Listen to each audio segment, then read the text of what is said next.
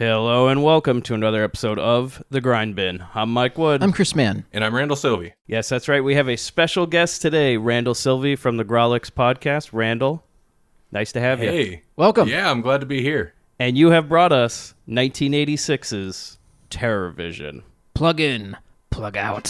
Hey, Bobby, I got the money. Yeah, I made the team. But you're a hooker. Get that goddamn thing out of your mouth. Spooky ain't got no real poetry. Hello, pizza man. We're gonna play a little game, baby. I just love fun and games. Get a little girl a little hot and horny. You could have been decent once in a while. And maybe Daddy would have had to kill himself because he couldn't get it up anymore. What a shame. Come on, just step on the gas before we get creepy. TerrorVision, Randall. Yes. You brought us this movie. I invited you to come on the podcast. I think the first time we met you, you tweeted at us about the hashtag Call Me Tex story. Yeah. I had been listening for a while, but that, I don't know. That inspired me to reach out to you guys. Something about Chris being nearly raped in a parking lot was like, I got to reach out to them. Man, just everything. The little details, the name, text, just gold. He gold. has a very vivid memory of that for some reason. It's a little too vivid. But... I have a vivid memory in general, okay?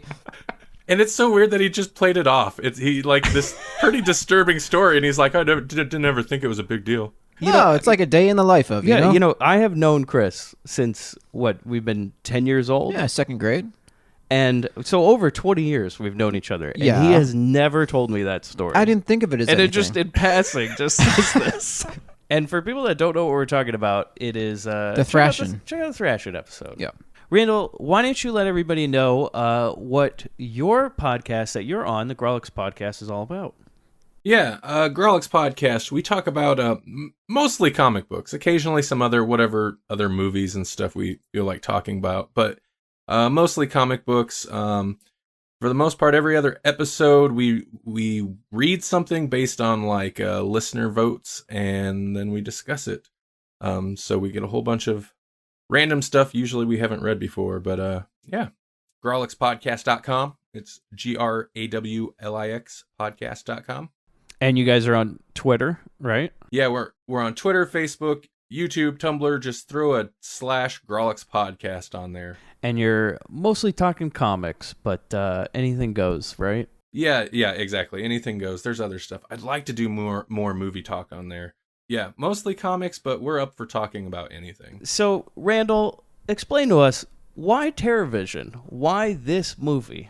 I thought I knew B-grade movies and grindhouse movies till I started listening to your show, and I was like, I don't know any of these movies, but I was trying to think of something that might give you something to chew on, and TerrorVision's full of B-grade camp. This is something I watched a bunch when I was younger, when I was a kid. My parents had it on VHS, and it's a movie that, until I got the internet way later, nobody else on Earth I come across had ever heard of it. So, yeah, I just had to, I guess, spread the... I don't know how I feel about it now. I just watched it yesterday. I have to say that your story is very familiar to a lot of the stories I found researching this movie online. And even Chris, what your girlfriend said... She grew up watching this movie. She grew up watching this movie.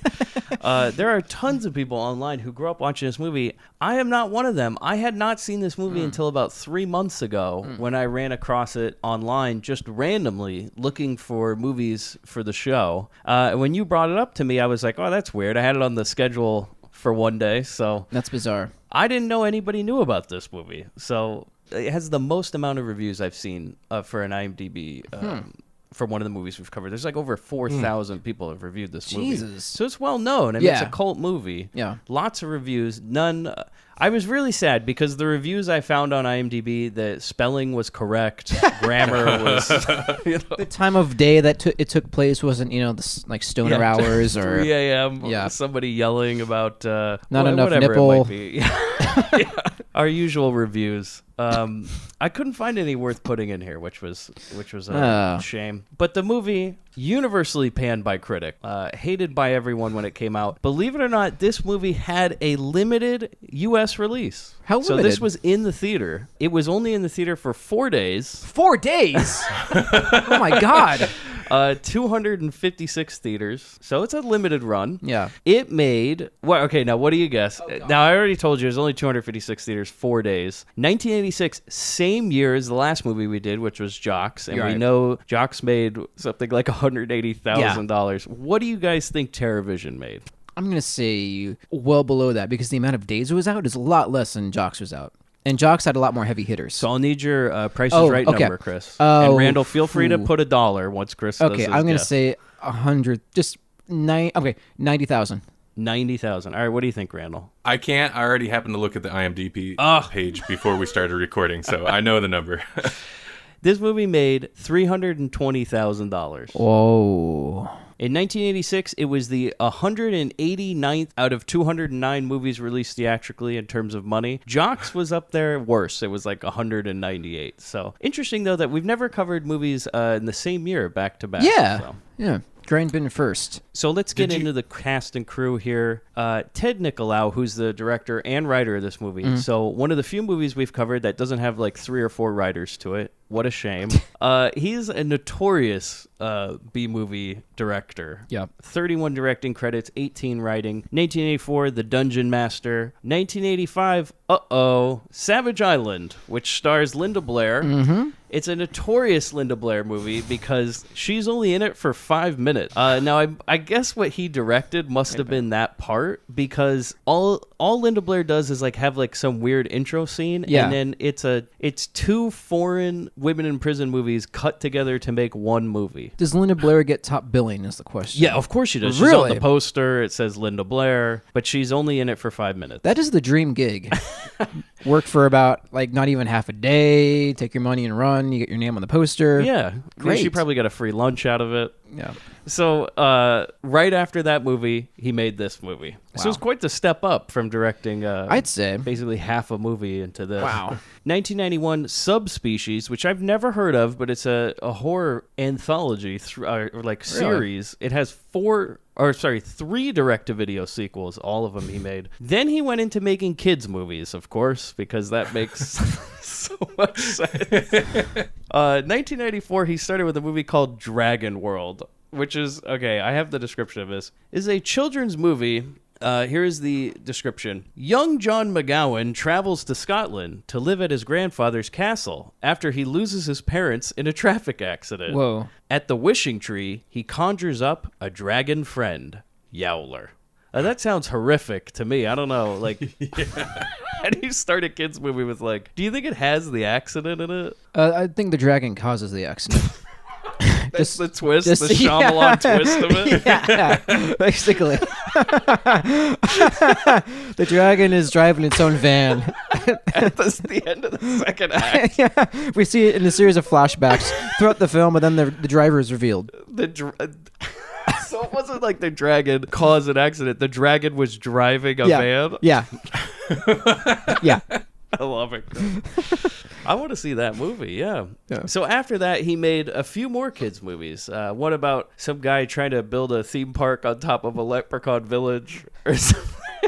Or something. I was That's on like- the synopsis, right? I was like, what the fuck? That's on the poster. Or something.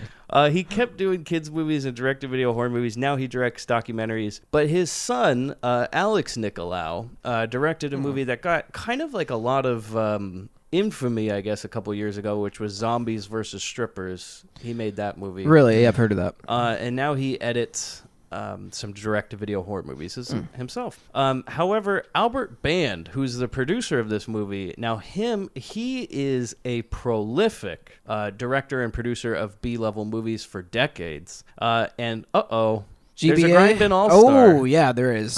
There definitely is. 1972, he produced the movie Little Cigars, which features Grindbin All-Star Angel Tompkins from The Teacher.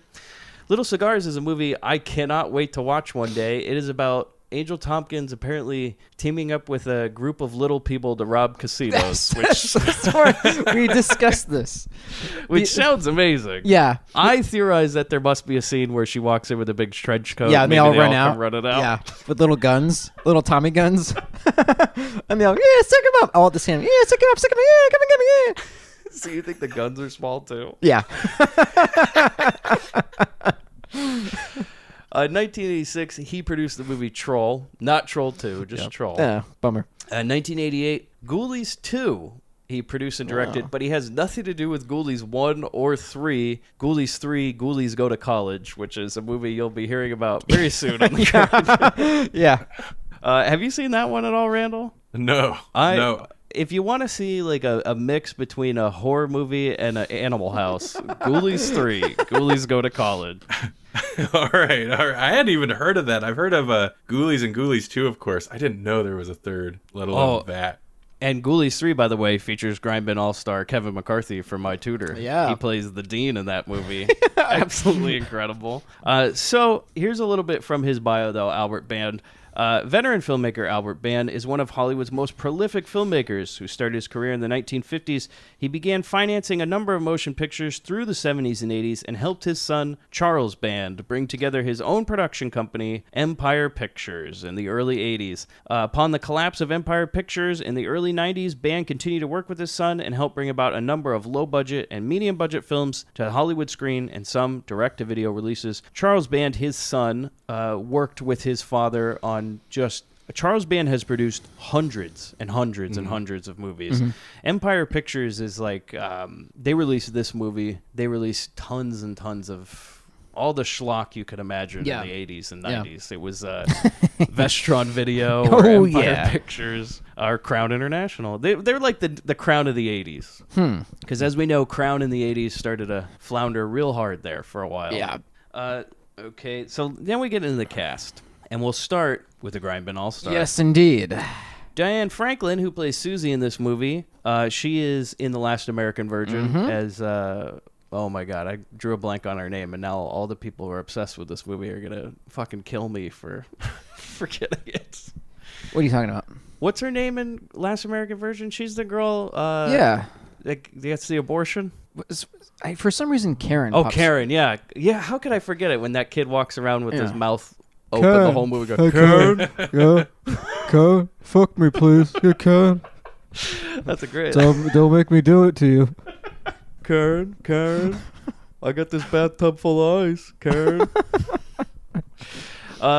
Then we go into Garrett Graham, who plays It's Stanley. not also forget she was in Bill and Ted's Excellent Adventure as one of the princes. Oh, yes. Well, if you want to hear about Diane Franklin, you can check out our course, Last American of course. Version episode. But I'm not going to rehash it here. You know what? Shut up.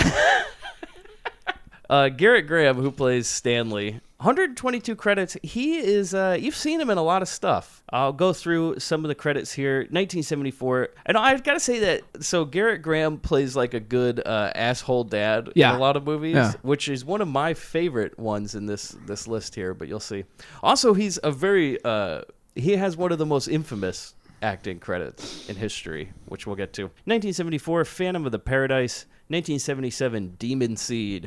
1980, Used Cars. He was in that movie with Kurt Russell. That's one I used to watch as a kid. Used Cars. Yeah. 1986, he was in Chopping Mall. 1986, Last Resort, not Private Resort with Johnny Depp and Rob Morrow, but Last Resort. I'm not familiar with this movie, but it stars Charles Grodin. And it looks almost exactly like Private Resort. Interesting one. 1989, oh, here we go. Chud 2, Bud the Chud. He plays the character of Bud the Chud. 1990, my favorite entry in this series, Child's Play 2. Yeah. He plays one of the foster parents. Like I said, he's a great asshole dad. Yeah. I think Child's Play 2 is my favorite out of all of them. You think so? Yeah, I don't know why, but I saw that one as a kid all the time, and I just kind of like gravitated towards it, I guess. You know, every time you say Child's Play, all I think you're talking about Problem Child for some reason. The names are too similar. All I can think of is this redheaded little bastard mouthing off. And... That would have been a great crossover. Yeah, no doubt. How did that never happen? Can you imagine Junior and Chucky going up against each other? Fuck Freddy versus Jason. This shit needed to happen. That would have been amazing. Who do you guys think would have won? Oh God, it would have been in a neither. I think they both would have killed themselves. You, you know what would have been great Yeah. is if they had maybe at the end you have Macaulay Culkin, like Kevin from Home Alone, No, make I'm a little seeing cameo, more and of he's the a- one who kills everybody. I think it would be Macaulay and Elijah from The Good Son teaming up, take them Yeah. out. You gotta love The Good Son. I love that movie. Nothing like kids killing each other, you know. Love that. She makes that Sophie's Choice at the end, you Yeah. know, where she's got them both hanging by a cliff. Like, Yeah. how convenient Yeah. that they have a cliff at their house and they're both going to hang off it and she Yeah. has to decide which one to pull up or whatever. 1982, he was in Sidekicks with Chuck Norris and Jonathan Brandis.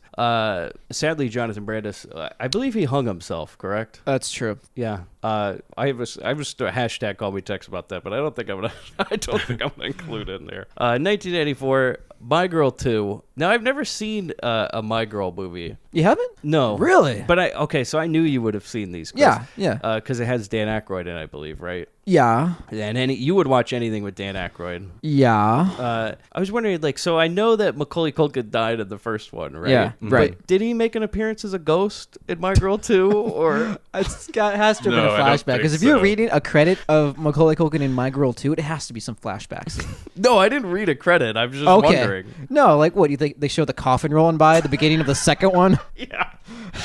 Yeah, I'm just wondering if like maybe he made there was like a ghost Macaulay appearance in My Girl 2 or A anything. ghost Culkin? No. Yeah, Ghost Culkin. I don't think so. What was My Girl 2 about then? I don't know. She picks up the pieces of that shattered romance and throws it at another man. There Who was knows? there was some other boy that like stepped in and kind of took the Macaulay role from the first one. Like, you know, a different character, but pretty much the same role. So, do you think? Well, okay. Did he also die by bee stings, or because that would make a nice little bookend, right? To those two movies. Maybe the girl just, she kills herself because she's like every guy I ever meet. Yeah. She's like how Rogue can't touch any guys. The girl from My Girl 2, her curse is that if she touches a guy or kisses him, he's gonna get stung by bees to death. Bees. Well, I've never seen one, so I was just wondering. Thank you for answering my questions. All right, so last credit I have here. Now, I used to watch this cartoon as a kid. 1994, Garrett Graham was in every episode of The Critic, the TV cartoon. He plays the character of Franklin Sherman, which I Ooh. think is his son? Is it? I don't know. Well, it's somebody. I don't know. I haven't seen that show in 20 years. I so. have it on DVD downstairs. Yeah. I tried to fire it up one day. I'm like, oh, this is bad. Like, Oh, really? I remember as a kid really liking that I did show. too. All right, so I had one more credit. Chris, you've done your research Is today. prolific. Oh my God, what? What did I miss? He was one of the Q in Star Trek Voyager. He was Q2 or Yeah. something like that. Yeah. Did you just notice him from that? Yeah. You know what? Shut up. You're watching it, you're like, oh, it's Q2. Yeah. I've never seen an episode of Voyager. I'm sure it's wonderful. It really is. I have nothing against Star Trek. Damn right. I'm sure it's better in those Star Wars prequels. I'm sure it is. Way better. Janeway #1. Janeway all the way, etc., etc. So we'll go into the next credit here. Mary Woronov, who plays Raquel, who's the mom. Mm-hmm. Now, I didn't even know she had a name in this movie. I just wrote her down as mom in my notes because I didn't hear it. I'm sure they said it. I really heard her as like honey or babe or Yeah. Yeah. 118 credit. 1972, Silent Night, Bloody Night. 1975, she was in Death Race 2000. She played Calamity Jane. 1979, Rock and Roll High School. 1982, Eating Raoul. And 1986, she appeared along with Garrett Graham in Chopping Mall. And then she's just done tons and tons of movies and some TV, but she's all over the place. Last credit I have, Grindbin All-Star. Yep. John Grise, who plays OD. He is Vidiot in our Joysticks episode. You can hear all about him there. And obviously his most famous role is as Uncle Rico in Napoleon Dynamite. So you can see him here. He kind of plays almost the same character as he does in Joysticks in this movie. But instead of punk, now he's metal. Yeah. All right, so a little bit more trivia, guys, before we get into this. Did we do Chad Allen? Oh, no, go ahead. You got one? Yeah, he was I recognized him. Well, kind of. He had a slight familiarity to him, and I was like, "Who is this guy?" And he looked him up, and confession. In the early '90s, mid '90s, my family always watched Dr. Quinn, Medicine Woman, and he was one of the the sons that Jane Seymour has on the show. Really? Yeah. Now, you want to know something interesting about Dr. Quinn, Medicine Woman? I went to school with the kid who's her actual son. Oh, Dr. Quinn's son. really? Yeah. Yeah, she was married to this producer. He made Walk the Line. Yeah. And her son went to my school. And boy, did he get a lot of shit for being the son of Dr. Quinn, Medicine Woman. And this was in college, too, when people were still Are you serious? I gotta go. Yeah, I know somebody that was on a set with Kevin Bacon's son. And apparently, he got really offended when somebody called him Bacon Bits. You know what? That's creative. 9 out of 10, I'll give them. 9 out of 10. All right, so it's a little bit more trivia.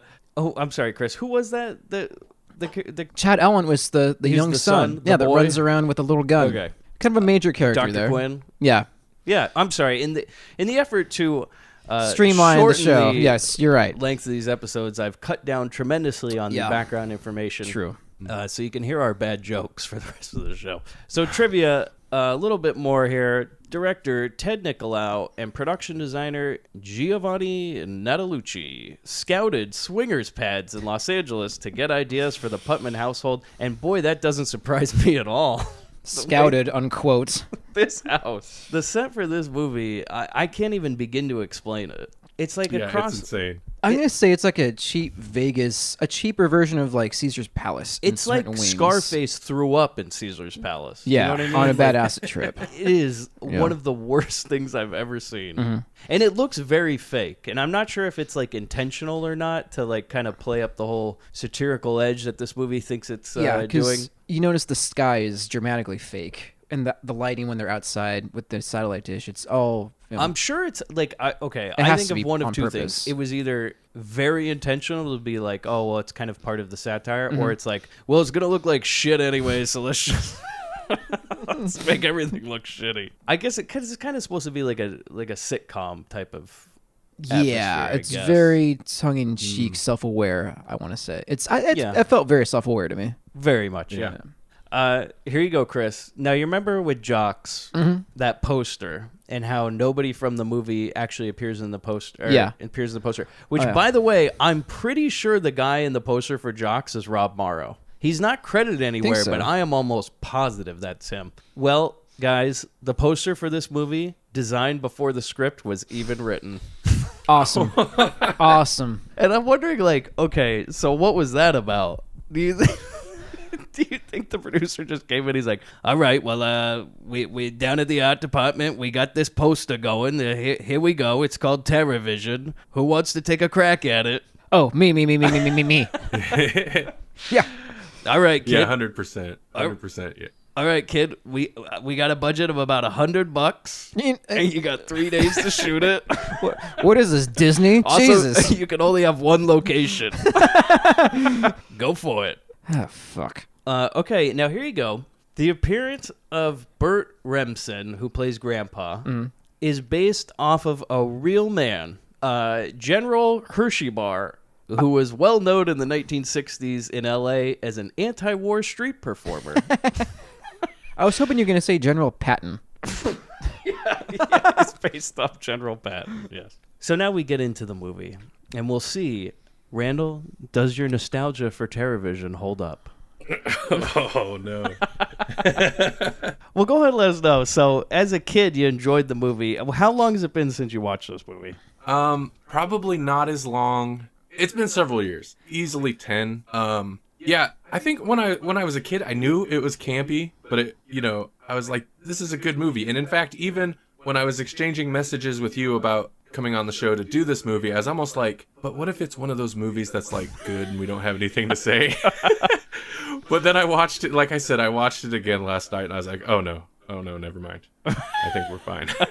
I certainly have a lot to say about it. Whether it's good or not, we'll find out. But before we get into it, guys, let's take a listen to the trailer. Let it rip. Intellectual decay! Turn it off and rot your brains out! The Puttermans are just a typical American family. The only thing they're missing is a pet. But have we got a surprise for them? You see, Stanley Putterman's new satellite TV has just gone on the blink. And it's drawn in a creature from outer space. Like all new pets, this one's causing a little trouble around the house. And he's eating the Puttermans out of house and home. In fact, it seems like this creature will eat anything. Well, just about anything. She looked right at my studs and cooled out. This dude's into metal! Now, it's up to the kids to break the creature of its bad habits. I said shut up! But he's not responding well to discipline.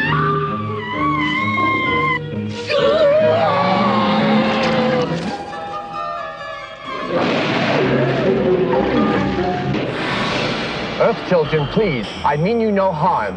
I am Pluthar, here to save you. The Puttermans finally got themselves a pet, but they never even had a chance to give it a name. TerrorVision from Empire Pictures.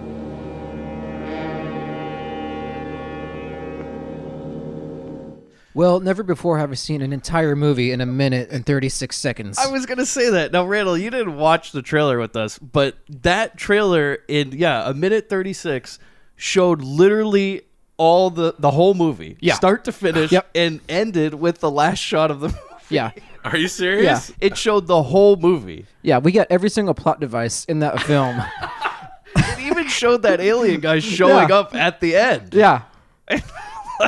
All It even right. showed like the last climactic scene. Yeah, the whole thing. It ended with the second to last shot in the whole movie. Uh-huh. You just didn't get that little stinger, that little Marvel stinger at the end of it. You know what I mean? But I'd be really disappointed if I watched that trailer and then go rent it. I'm like, well, I've seen all this already. So we start out, guys, not on Earth. No. But on the planet Pluton, at the sanitation department at the Mutant Creature Disposal Unit. And the first thing we can see is that this movie is cheap. Whether or not it's... And by the way, I don't know what version of the movie you watched, but I watched a Blu-ray version of this. Yeah, me too. The quality was excellent. And I have to wonder, like, I don't think it was ever meant to be seen. No, this that I think is to No, its no. detriment, I'll say. It really is. It's like, on VHS, I'm sure it was fine, but on It was just charming on VHS, I'm sure.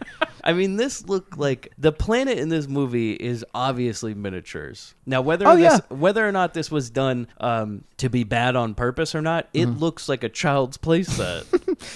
Yeah. You think the director's like, oh, shit, when you saw the dailies? The producer's just like, well, this doesn't look real at all. We went to a miniature golf course, set up the camera, and rolled. Here around Empire Pictures, we got quality standards, son. But I did say, though, in a way, it almost still looks better than CG does to me in some movies. So I'll go with it. Yeah. It still looks better than so I heard on another podcast, like, one of the worst CG things of all time is if you look at what The Rock in the Mummy 2 looks like as the Scorpion Oh, God. King now. Yeah. Yeah. Holy crap. Yeah. I was like, it can't be that bad. Oh my God. It looks like a PlayStation 1 game invaded the movie. Like, Yeah, bad. I mean, he has like no texture whatsoever on him. It just looks all super shiny. I was like, what's the polygon count on him? You know? Like the eye lines don't match at all. It's great. So we see so there's this giant monster thing in a containment unit, and this like scaly alien man disposes of him, I guess. But I guess the way they dispose of space trash is to just kind of like shoot a lightning bolt out, and it will be somebody else's problem. Yeah, they shoot it into deep space. Basically, what Earth does, just as efficient. That's right. When are we going to get to the point in Earth where we just be like, well, we don't have any landfills left. Just send it up there. Shoot it out in a lightning bolt. I think we're going to get to the point with technology advances where we just send it back in time. Like some guy in King Arthur's time just going to be like... He's going to slip over a used condom. Or do the dinosaurs like a Dilophosaurus is going to be like on some old couch? A dinosaur is going to be like getting his head stuck in those soda can Yeah. plastics. There's going to be a raptor with a KFC bucket on its head. You see some guy taking up a dinosaur today, and they go, "It's amazing, we found a KFC bucket." Oh, you know what? I actually believe it. It's funny you say that. Oh, really? So there's this Discovery Zone near where I work, right? Yeah. And there's this. It's like I always laugh at this because it's supposed to be like a science museum for children, and it's sponsored by Taco Bell. So I was wondering, like, well, if I go in here, is there going to be like a Chalupasaurus, all sorts of great Taco Bell type dinosaurs? Nothing that crazy. However, it does have a point where you go out and they're like, this is what archaeologists do, and it's like kind of got how they dig up bones and stuff, and for no reason there's a bucket of KFC. No, I'm not kidding. That's part of the display. It's not like somebody left it there. There's a bucket of KFC just sitting next to like all the stuff, and I'm like, what is this supposed to mean? Are you serious? Yes. Yeah. I'm like, no. Do you think they get the bones mixed up? Sir, I found something. No, that's just our lunch. Chicken bone. I think here's what happened. The truck delivering the fake bone dinosaur display got rerouted, and all they could find is the KFC bone meal. They found a couple wings, a thigh here and there, and that's that's a wrap on the KFC bucket. You think that's the archaeologist's favorite? That's what it said. There's a little plaque that goes, the archaeologist's favorite food. Yeah. The 20-piece bucket. We go, all right, so this lightning bolt apparently bounces down to Earth, and we get this great original song for the movie.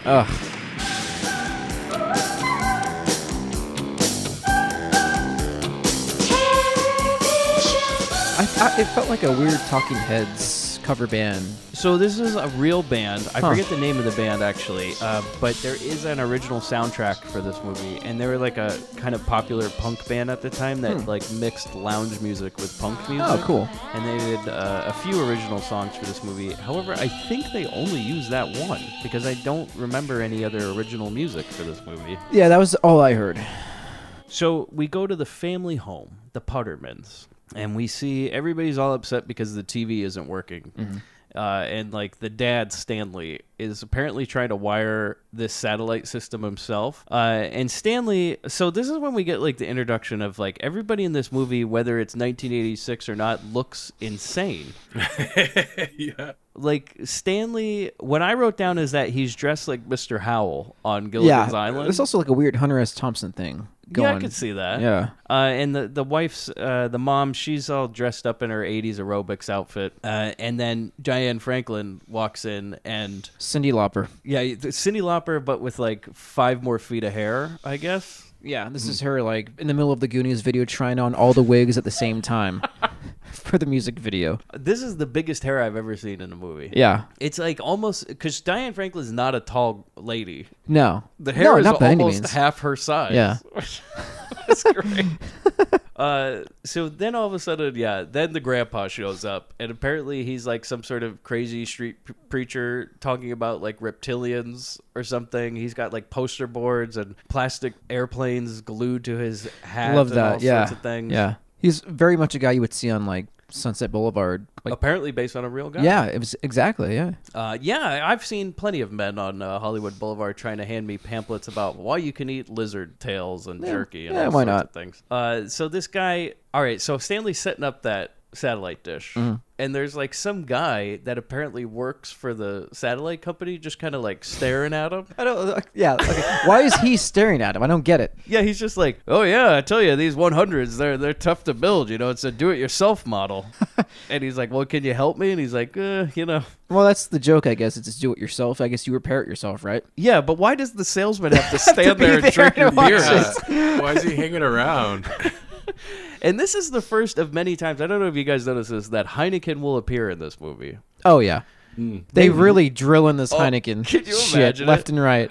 Just them contacting the Heineken people, and they go, all right, we got a great deal for you. We're going to put your beer all over this movie. Oh, really? What's it about? Well, it's a family picture. All right, we're interested. Okay. So this guy apparently, so he's just watching there. He kind of looked like Robert Duvall to me. Yeah. Like a young Robert oh Duvall. yeah, definitely. Yeah. So he's just kind of staring there, drinking beers, asking for more, and while Stanley's sitting there trying to get this satellite dish working. And that's when I first noticed that these people live in the craziest house you'll ever see. You know what? I regret we didn't really see the exterior until the end, but even Yeah, then, you don't really see it much. No. Yeah. I was expecting the outside to look just as crazy. Yeah. It's very much Looks like a fucking Pee-wee's Playhouse on the outside. It does. It looks like an adult version of Pee-wee's Playhouse. Like, instead of there being children's things everywhere, there's just like pornography all over the walls. Pee-wee's Pea House.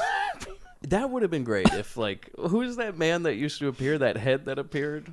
He'd fit right into this movie. He would. So there's pictures of naked women, like comic book style naked women all over the walls, and you raise a family with this around. Yeah, I got a lot of. I know you do. That. I know. There's like. I don't know how to explain. The walls are almost like a McDonald's table material. Like it's shiny and plastic. It feels like this house wouldn't catch on fire but would melt. It would definitely melt. The slow burn in this house. At one point he says something like, "Oh, I love your house" as a Greek, and he goes, "Oh, it's a Roman. All Roman." It's like, and then I started to realize all these like gaudy columns and stuff. Yeah. I almost imagine this is like what Trump's house might look in the 80s. No, now. Now.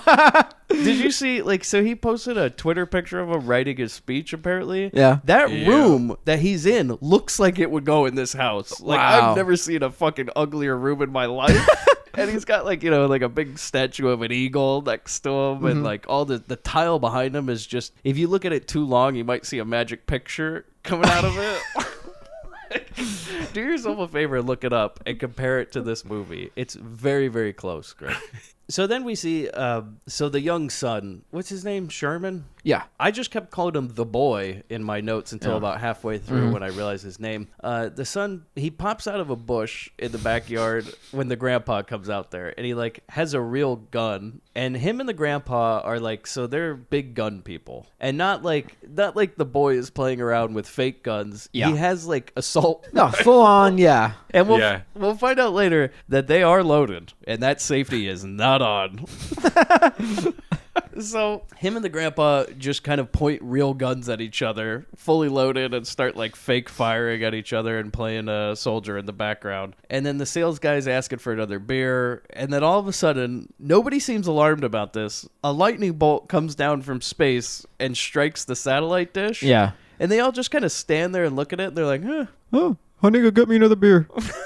He's like, well, that was weird. Oh, look, the TV works. All right, great. Yeah, that's what fixed the dish. So Don't nothing, question nothing it. to worry about. Yeah. Don't question it. Send the repairman home. Yeah, fuck it. Yeah. So we go to later, and now the family's crowded around the TV, and Stanley's holding this remote, and this thing looks like if you just took a control panel out of NASA. Yeah. It's got knobs and buttons. It's got its own satellite dish on it, which is hilarious. I It's think got a little dish on it that rotates around. this is what you use to nuke Russia. This is what the nuclear football looks like. You open that briefcase. So they start playing around with this, and then the grandpa and Stanley start fighting with each other, and then all these lightning bolts start shooting out of the TV, and then all of a sudden the only TV show on the TV comes on, which is Medusa's Midnight Horror-thon, which is basically just a ripoff of Elvira. Yeah, but with a lady. That or the Plan 9, more Vampira. I'm gonna say a lot more. Well, Vampira. Vampira was Elvira the was just original a ripoff of Yeah. Vampira. Yeah. So it's like Elvira, but she's got plastic, very, very, very obviously fake plastic rubber snakes on her head, which we'll find out towards the end of the movie may not be a wig. It's attached permanently. Yeah. This is her character. This is just what she gets paid to be on TV for. This is her life. She was a victim of a terrible genetic cloning accident. I mean, she's supposed to be a ripoff of Elvira, but the jokes might even be better. Oh, golly, out they are.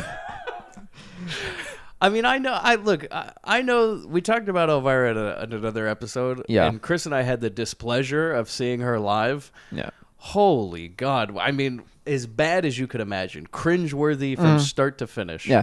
You've never wanted to not be in a room more in your life. Yeah, I know. I was like sitting near the front row, and I'm like, well, this would be real awkward if I walked out. You know, you have an out if you ask for volunteers on to get on stage. When everyone stands up, that's your cue to leave. Yeah. No one will know. One time I went to the fair here, right? Yeah. One of the fairs around LA. And my wife and I were at the fair, and we saw there's like all these shows coming up. And one of them said, oh, the chicken show. I was there for that. Oh, you were there? Oh, my God, you were there? Yes, I was. Right. The chicken show. Yeah. So, Randall, Chris and I, we're all like, oh, well, we'll check out this chicken show because, well, we'll just, I don't know, there's nothing else to do. Let's go see some chickens. What's a chicken show? What? Well, what is this? Okay, it ends up just being 5 chairs, and we sit down and quickly realize we're the only people here. And this lady comes out and she's going to teach you how to raise chickens, and we can't leave because we're literally the only audience. Because we were like, well, we'll just check this out for 5 minutes and then maybe go. Nope. Oh, no. And then she started asking questions, and I was like, I don't want to raise my hand, but I have to. We also that day saw a magician with shorts, and we left because we decided that no magician should ever be able to wear shorts. No. Don't forget the chicken show had a special guest at the very end that I'm glad we stuck around for. Oh, a chicken. Yeah. Who knew? Yeah, they're like, and here's our special guest. Oh, we know you've all been waiting. The chicken. Like, do you want to hold him? We're just like, no. What's your opinion of magicians wearing shorts? He came out with like a big wagon, and he was wearing shorts, and I'm like, I don't trust this. Like, they were like referee shorts too.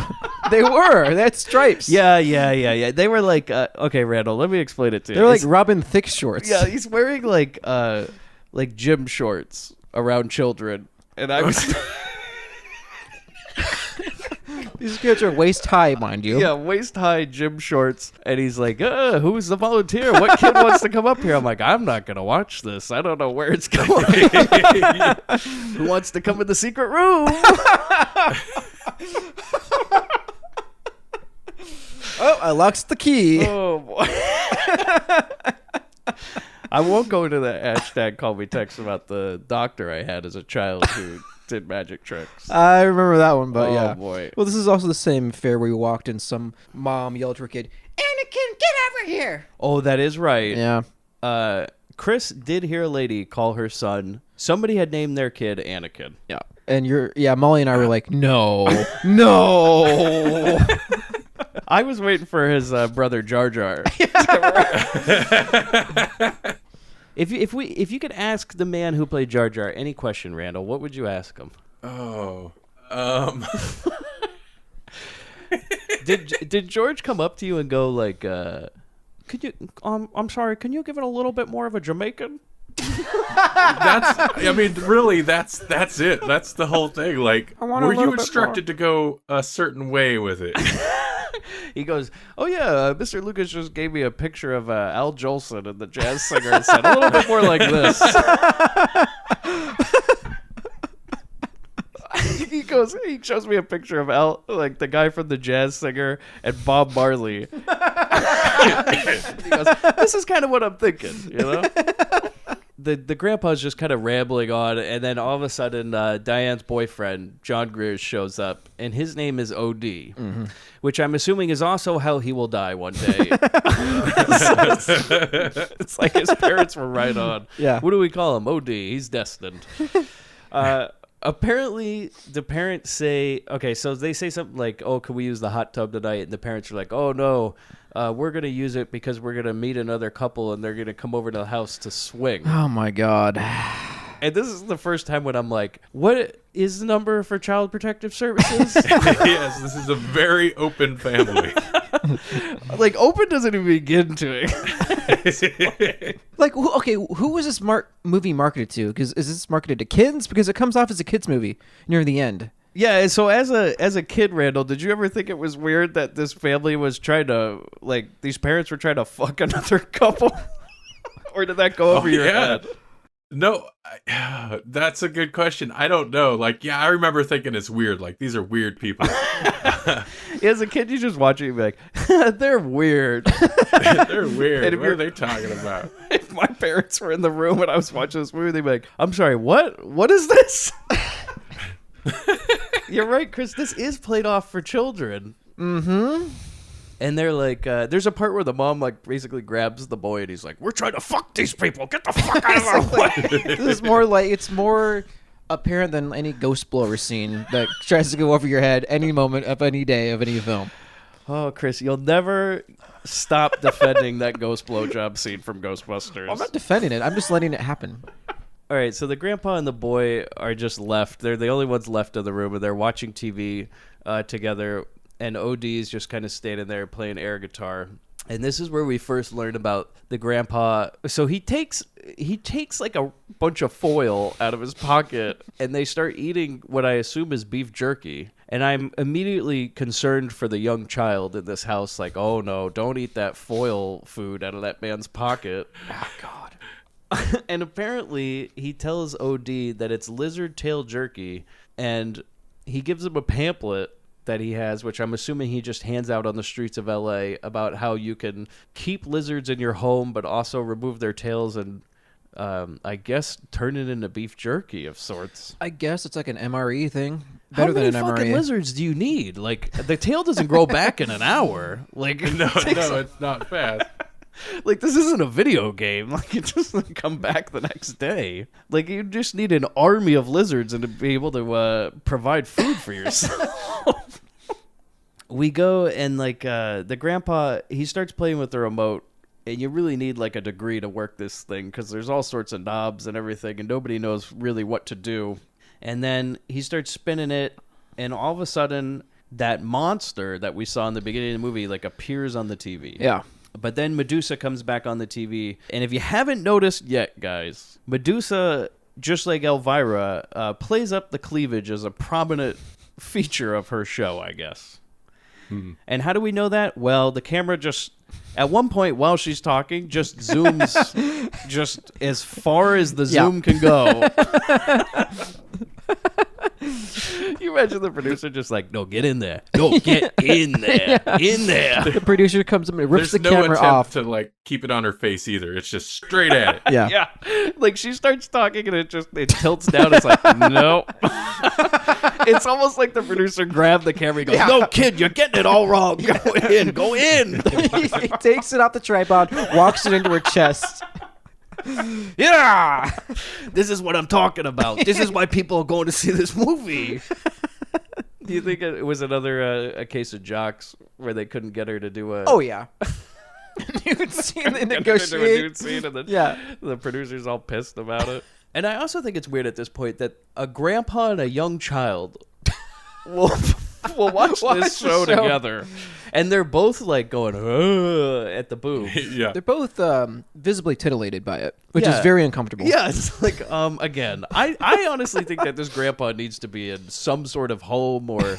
I mean, this is still the 80s. The mental institutions haven't closed down yet. Maybe just like check him out a little bit, you know? Yeah. See what the doctors have to say. Yeah, being gay is just a mental illness. Yeah, again, we're going to get it's 1986. And as we talked about in the last episode, we're going to get to it. There's one thing that's literally the worst thing in the world that you could be in 1986. Uh-huh. So we'll get to that. Now, this part gets even weirder. So the grandpa and the boy have passed out on the couch. And apparently, the monster has come out of the TV to molest a child.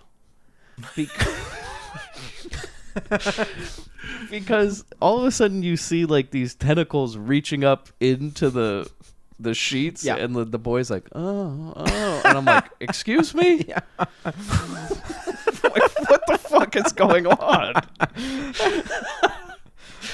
And then they wake up and they scream, and the grandpa says something like, oh, that wasn't a monster, it was a burglar with a Halloween mask. Either way, let's go to my bunker and get as many guns as we can. Okay, because I think this grandpa suffers from a lot of PTSD. Yeah, again, some hospital, some doctor needs to come over and just maybe a few tests, like those ink blot tests or whatever it is. I think because they were definitely holding back in this film earlier, and I've just seen earlier when he's outside with the boy, and the boy shoot down him. He goes, "Yeah, you gotta get down so you don't get hit by the geeks." And we all know what he really meant. Wait, I'm sorry, I missed this. He said you got to get down so you don't get hit by the geeks? Yeah. Oh, God. Yes. Yeah, we all know where that was actually supposed to be. Okay, so they go into... Apparently the grandpa lives in this house, and I guess when he moved in, they fashioned an old bunker to the home. Which, by the way, there's no... I'm assuming they live in L.A., right? There's no basements in Los Angeles. No. So this just must have been an add-on. Yeah. And they've built him his own personal bomb shelter bunker in the house. I think during the holidays they just lock him in there. Well, this is apparently where they lock the children at some points. Yeah. So explain to me what's in this bunker, guys. Well, obviously, there's 2 beds that I noticed for some reason. There's 2. Oh, I didn't know. I didn't notice that. I noticed 2 beds. I didn't notice that, Chris. Yeah. Head to head. Head to head, really? Cheek to cheek? As far as what I remember, I saw 2 beds in there. But there's a TV, which is funny because I couldn't tell if it's like a reception TV or a cable TV because it's kind of funny to rig cable TV into a bunker. This thing's fully outfitted. It's like the bunker in Cloverfield Lane. Yeah. This thing. Yeah. Like I could see him as a John Goodman type character, He's got those vats of acid and all that. Yeah, it's a real, doomsday prepper. Very much so, yeah. He's got like an army of lizards down there that he's apparently removing the tails off of. And not to mention an armory. Oh, God, yeah. He's got... I don't even know how you would collect the type of arsenal this man has. At some point, he must... Plastic explosives and stuff? He has grenades. He's got C4 grenades. And he must have just, like in Chesty Anderson, when apparently you could just walk onto a military base and just kind of do whatever you want. The 70s. He's just dressed up in his uniform and he just kind of comes in with a wagon and walks out. A little radio flyer full of C4. A radio flyer with a sheet over the top of it. They're just like, all right, see you later. And then when he leaves, they go up, and he just does a salute. They go, all right, let him through. He's got all those airplanes glued on him and all those medals. He must that's a lot of. He's got the farts and darts on there. He's high ranking, Mike. It's a lot of brass. They go into this bunker, and the boy and the grandpa just arm themselves to the teeth. I mean, they're pulling out assault weapons, grenades, everything, the works. I guess for some reason the sales guy is going to show up. That sales guy from the beginning of the movie. To fix it, but it seemed to be working fine. So I'm not sure, other than I guess we need another fresh meat. Somebody to kill, right? Sacrificial lamb, get the ball rolling.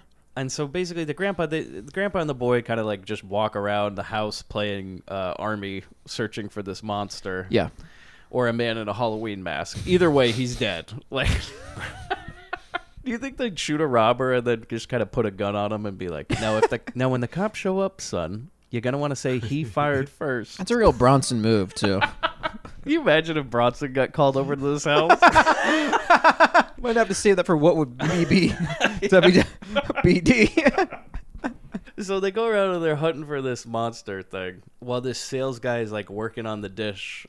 And so the dish, by the way, he's got a bunch of slime and shit coming out of the back of it, but apparently it still works. And then the grandpa just kind of gives up and he just starts downing whiskey because this is a great idea with a young child and a bunch of guns. Let's just get piss fucking drunk, right? That's the barracks on a daily basis, I hear. Then the monster just eats the sales guy, and then he sneaks up behind the grandpa. Okay, because the effects in this I didn't see coming. I didn't know it was going to get this graphic, or I won't say graphic, but the graphics I'm describing, it's very cartoony, very almost like a cartoon the way the death scenes happen in this. Because there's he has this weird kind of crab-like tentacle on him that when it gets into someone's head, it's almost a Troll 2 effect of the green slime coming out. Yeah, and it crushes them and turns them into a Halloween mask. Yeah. Yeah.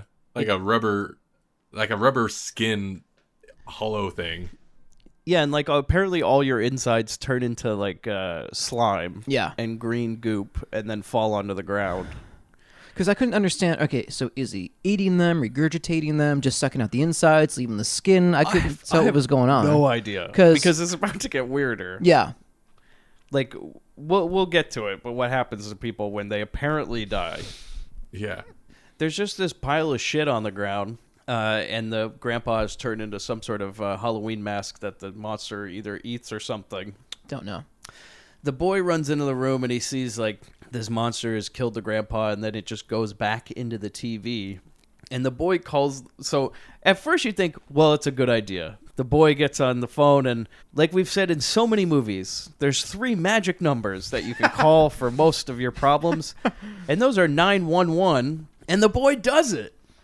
But because he's a child, he's like... Hey, there's a monster in my house and it ate my grandpa. And they're like, yeah, please don't call us again. And I was watching Medusa and the monster came on TV and I ate my grandpa and I gotta go. And I'm like, oh, well, I'll give him a break because he's a kid. But... Yeah, and he had more brains than Chesty did at the time. Oh, God. Yeah, if your friend gets kidnapped and hit over the head with a Homie the Clown club, 911, please. We'll take it into our own hands. Yeah, we'll put on our Sherlock Holmes hats and go out one by one. That would have been great if they all wore Sherlock Holmes hats when they went out. It seems more legit that way, you know? Okay, Stanley, the mom, and the swinging couple arrive back at the house. And of course, Stanley drives a car. I don't know if you guys noticed this, but he drives a Porsche and his vanity plate says Mr. Cool on it. And I did not definitely notice that. I loved that. I was not surprised at all. I almost took a screenshot of that. And but didn't they got all dressed up to go out swinging? Which I don't understand. Like, so apparently they met these people. Well, this is definitely before the internet, but they said something like a classified ad or something. You can meet swingers in a number of places. One, like restaurants isn't uncommon. Like there's a certain restaurant in Arizona I was at on tour, and at a certain hour, you will be approached. I'll just put it that way. Oh, Chris. Hashtag call me text. Oh, no.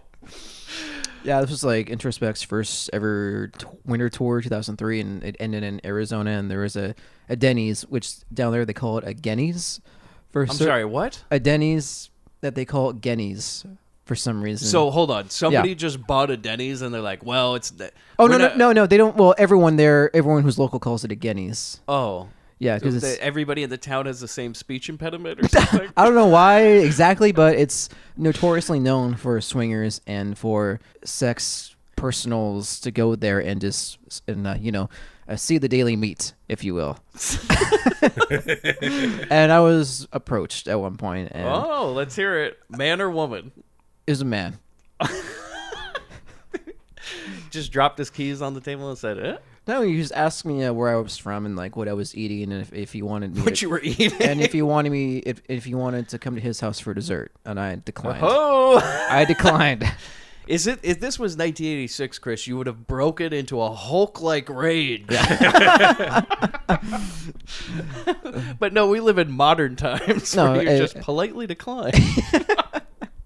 I didn't want to be rude at the table, He went after me and no one else. I mean, that's flattering. Yeah, I was flattered out of everyone there, and I was a sweaty, greasy, dirty mess after 2 weeks of tour, and I was like, oh, yeah, look at that. He's like, you look like a young boy I saw once in a parking lot. Looking for a skateboard.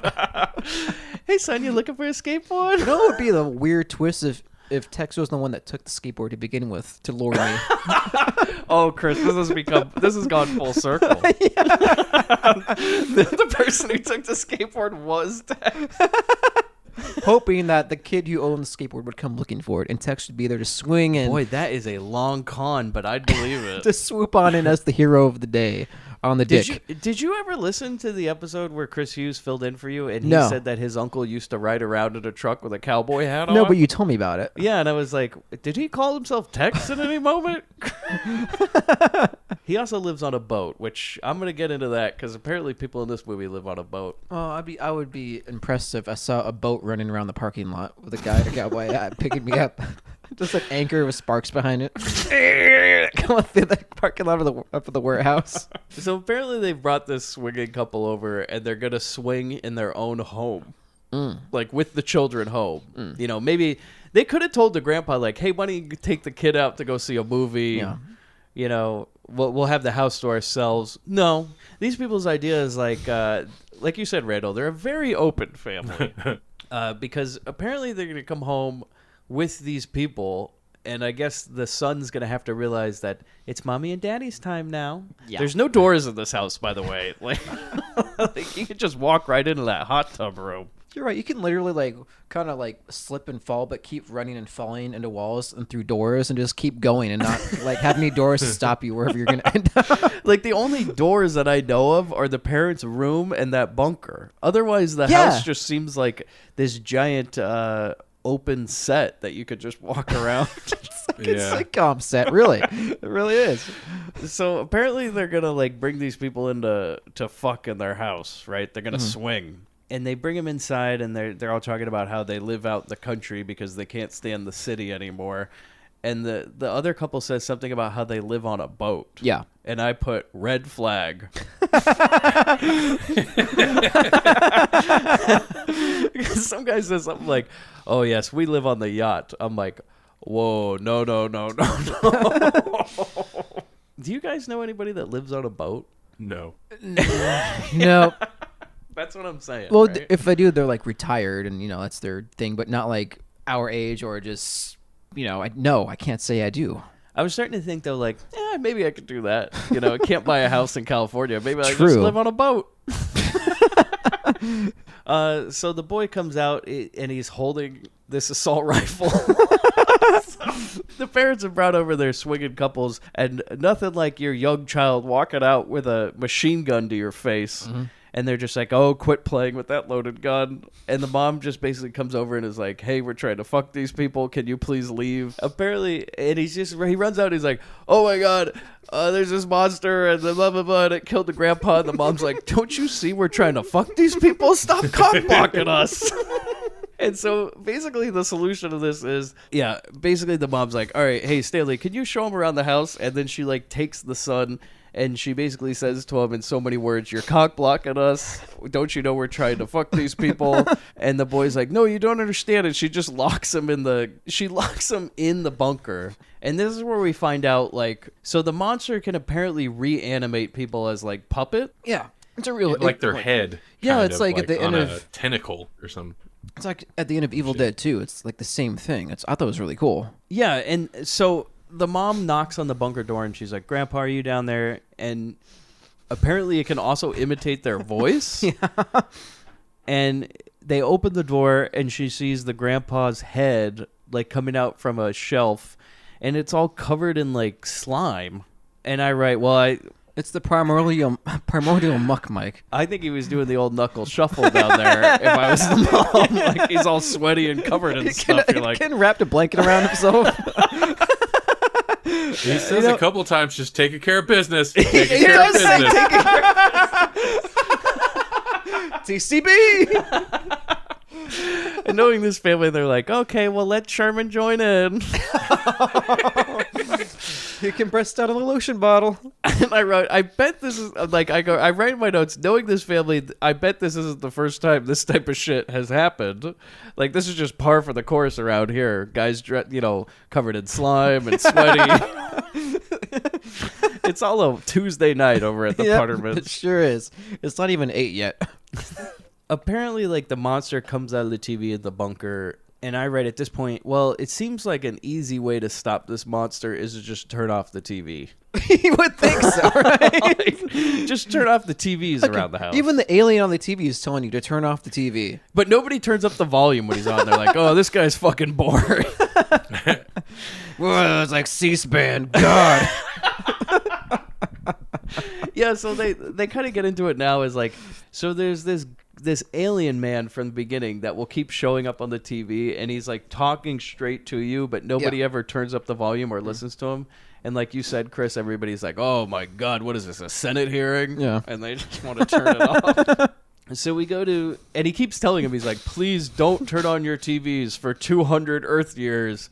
Please, I accidentally sent some trash your way. Please, I'm very sorry about it." Yeah. But nobody listens. But we cut to, so Stanley and that couple, and they're in this room that apparently, in Scarface, how he has that hot tub in the middle of a room, which is the Yeah. most absurd thing I've ever seen. Is he has Yeah. a hot tub in that movie with Yeah. carpet all around it? Yeah. And I'm like, well, that's just disgusting. Yeah. Yeah. That's like when you go into bathrooms and there's carpet in in like the bathroom and there's like toilet in there too, and like these older houses. It's Yeah, like who would put a hot tub not on top of the carpet, but like in it? So like the only way you could get out of this hot tub is to like go onto carpet. And so this room, instead of like just a small little hot tub, it's the whole room is like a hot tub. Yeah.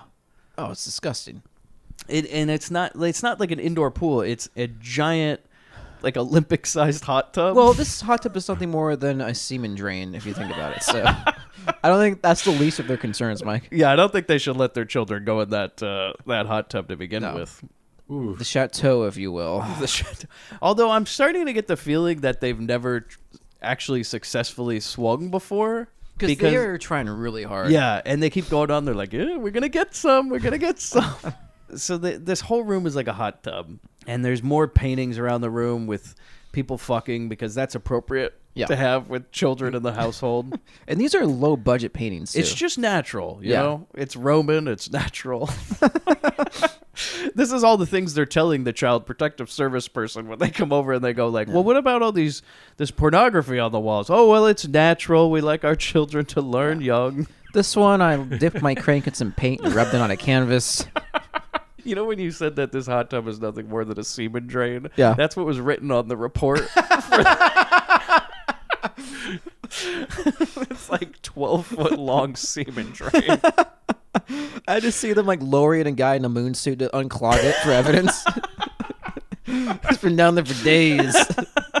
Oh, you see some guy come over to work on the filter system. He's like, I don't know what to tell you, but it's clogged. It looks like a white version of the Blob. Yeah, they got their own monster forming at the bottom of those pipes, you know. Yeah. Yes, this is one I wrote in my notes. I think under normal circumstances, Child Protective Services would be very interested in this family, but we live in a bizarro universe in this movie. And so basically, like, Stanley just kind of tells them, like, oh, here's my new TV. Yeah. Oh, by the way, don't bring the remote in the pool because you might kill yourself. And then they sort of, like, they're looking at that guy on the TV, the alien guy. Yeah. And he's trying to talk to them, and they're just going on like, oh, what's this about? And Stanley says something about how it's some sort of Japanese things where Martians steal the Earth women to knock them up. And this is when the foreign guy, Ricardo Montalban? That's what I call him. who's apparently Greek, and we'll get into why that's apparently a bad thing in the 80s. It says to him, he goes, what a wonderful idea for a movie. Martians diddling women of the universe. So then we cut to the mom and the boy. Okay, this is the part when the old... she puts him in the basement with that old knuckle shuffling grandpa down there. That's our bowling team, Mike. So she locks him in there, Yeah. right? With like a padlock. Is this? Yeah. Oh, I'm sorry. I was just gonna say, does she literally like change the door shut, right? Yeah, she's like, well, you're not going to cock block us anymore, child. Like, you'll come out in the morning. There's plenty of lizard jerky down there for you to eat. There's a TV to entertain yourself. Don't blow yourself up with a grenade. Have a good night. We go down there, and the boy is in the bunker, and he's just like grabbing a gun, and nothing really happens except we see the lizard collection. Mm-hmm. We go back to the swingers, and we learn apparently the lady swinger is an actress, and she makes reference at one point to being movies being hardcore, and I go, oh, I think I understand what type of actress this is. Yeah, God bless her. Oh, that's when we find out the man's name is Spiro. Yeah. And apparently he's Greek. And we're going to find out in a minute that apparently in 1986, the second worst thing you could be in the world is Greek. Which I've never heard of any of these stereotypes. We'll get to that. But Spiro is like a crazy man. Yes, he is. And also, like, are these people supposed to be a couple, or what is their deal? I don't know. Like, how does this Greek man know this porn actress? Like, because it's not specified that they're in a relationship, really? I couldn't tell. Well, they aren't, because we're soon going to learn that Spiro's a homosexual. He's a gay man. Right. So how do they know each other? Denny's? I assumed, yeah, it seems like they're a couple, but at one point, well, it feels like I'm jumping ahead a little bit, but he shuts the one lady down, but then he says something about a quickie to That's true. Yeah, you're right. That's true. It's All right. very odd. Huh. Yeah, those Greeks, right, guys? A hole is a hole. He is crazy because Stanley says something about, well, they start talking about the boy, which again, here we go, another red flag. When the man you come over, the boy. the man you have coming over to your house starts bringing up your child. Red flag number 2, lives on a yacht, interested in the boy. Quick exit from this country. Grab that boy, go on the yacht. Red flags. Yeah. But no, he says something like, oh, your boy is very interested. And Stanley's like, he doesn't care about anything except being a soldier. And Spiro says, how wonderful. Raping and pillaging. Giving life and taking it away. And I write, what is the number for Child Protective Services at this point? So they break off into these separate groups, right? Yeah. And so the mom's making drinks with Spiro in this other room, and the dad's like hanging out with this porn actress. And she gets in the hot tub, and he gets all excited for her bikini, and then is going to go change into his Speedo. And then we basically learn that Spiro's a gay man who's very interested in Stanley, and the mom's just like, oh boy, this is not going to go over good. Because as we know, guys, 1986, the worst thing you could possibly be in the whole world, apparently, is gay. And if a straight man is hit on by a gay man, he goes into a Hulk-like rage. And I write, okay, well, these people are like swingers, right? Yeah. Don't you think at some point they would be okay? Like, I mean, there's going to be a lot of bodies in a room, right? Yeah. Yeah. It's like, I think you'd have to be kind of okay with touching another man at some point in a swinging situation. Yeah, like in passing, kind of brush your hand against his balls and you don't really know. Yeah, you might have a little sword fight at some point. It's just... You'll hear on guard once in a while. Like, do you think he's like, you stay on that side of the room. Don't look at me. Don't look at me. Like, what is that? Don't even think of me. Like, you just see him getting all mad. He's like, well, how am I going to do it with another man in the room? I'm hard enough time peeing in the urinal with the guy next to me. I mean, I don't get it, but I don't know the swinging lifestyle, so I'm not sure the rules, Either way. Tip to tip, who knows? So they break off. Yeah, they break off these separate groups. So we go see the boy, and so the boy's like sitting down in the bunker, and he's watching TV.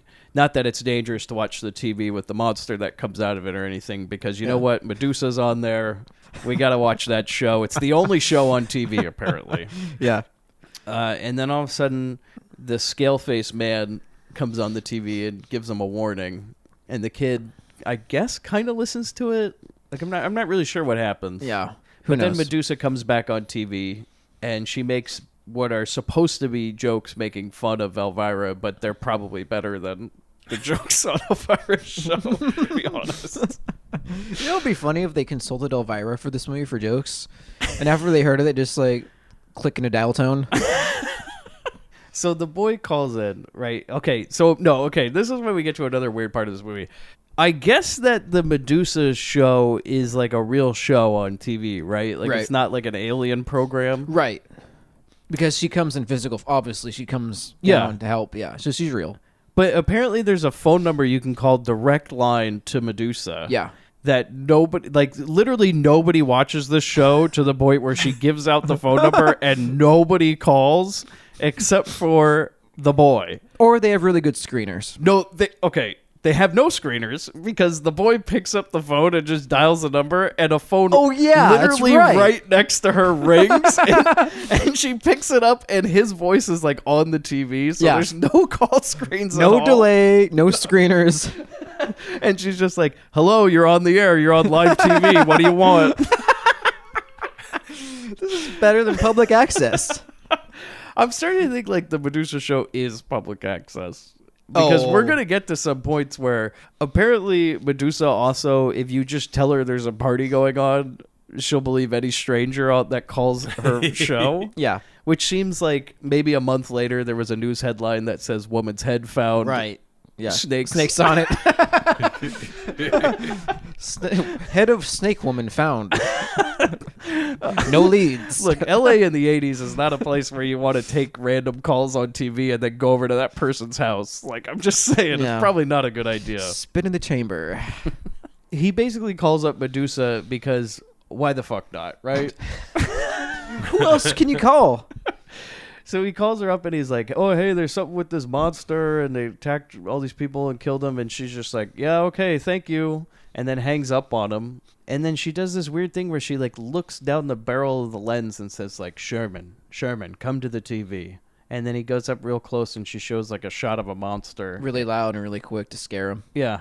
And then she's like, go to bed. Yeah. It seems like... Well, good luck now trying to go to bed after that. I'm just wondering what the rest of Medusa's calls are like. Yeah. You hear a lot of this.